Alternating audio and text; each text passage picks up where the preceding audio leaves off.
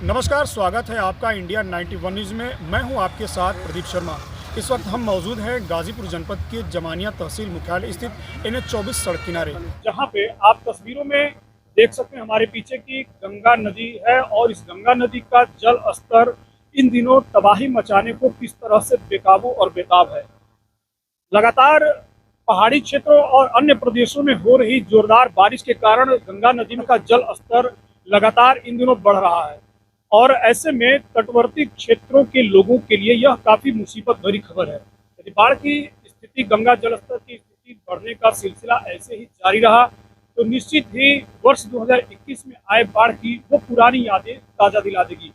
यदि हम आंकड़ों की बात करें तो जिला आपदा विभाग द्वारा जो आज गंगा के जल स्तर की सूची प्रदान की गई है, वह सुबह 8 बजे तक 2 सेंटीमीटर प्रति घंटे की रफ्तार से गंगा नदी के जल स्तर की बढ़ोतरी की बात की गई है। और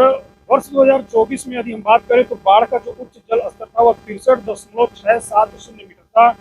इसके साथ ही वर्ष 2022 में जो बाढ़ का उच्च जल स्तर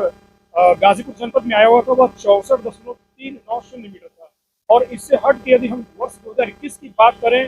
तो बाढ़ की स्थिति जो थी वह 64.680 मीटर थी, जो सबसे ज़्यादा बाढ़ का जल स्तर जिले में बना हुआ था। और ऐसे में तमाम गांव जो है बाढ़ की चपेट में आए हुए थे। यदि हम जिला प्रशासन की तैयारियों की बात करें तो जिला प्रशासन का अपने स्तर से पूरी तैयारी कर ली गई है, लेकिन जिला प्रशासन की जिन तैयारियों की दावे की जा रही है उसका पोल तब सामने खुल कर आएगा जब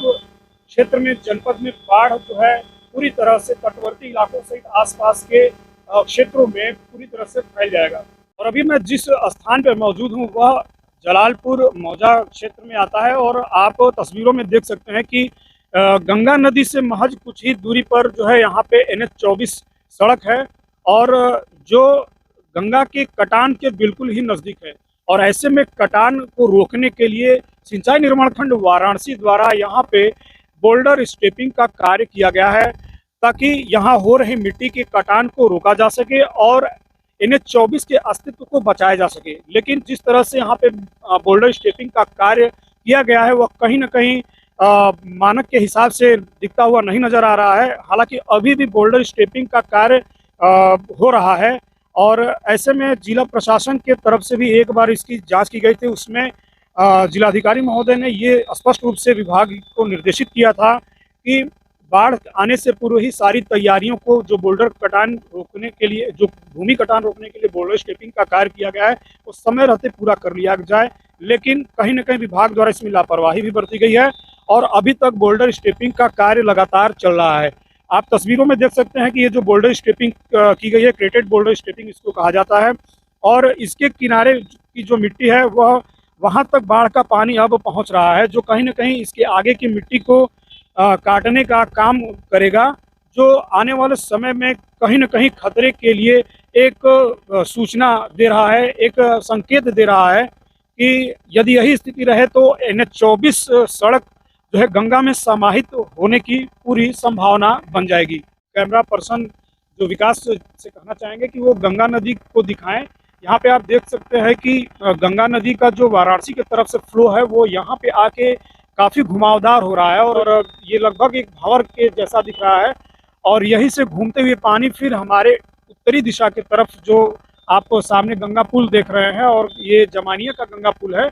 जो धर्मपुर करंडा क्षेत्र को जोड़ता है और इसी रास्ते होते हुए यह गंगा नदी की जल धारा जो है गाजीपुर की तरफ जाती है। और ऐसे में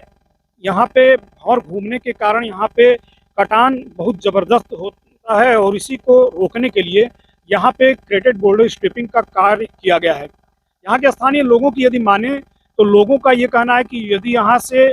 कटान को रोकने के लिए और भी पर्याप्त कोई व्यवस्था न की जाए तो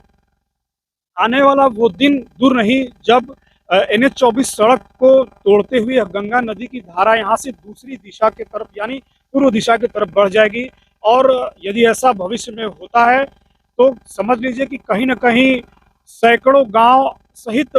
कई जनपद जो है डूबने के कगार पर आ जाएंगे। ऐसे ही तमाम खबरों को देखने के लिए आप बने रहें इंडिया 91 न्यूज़ के साथ।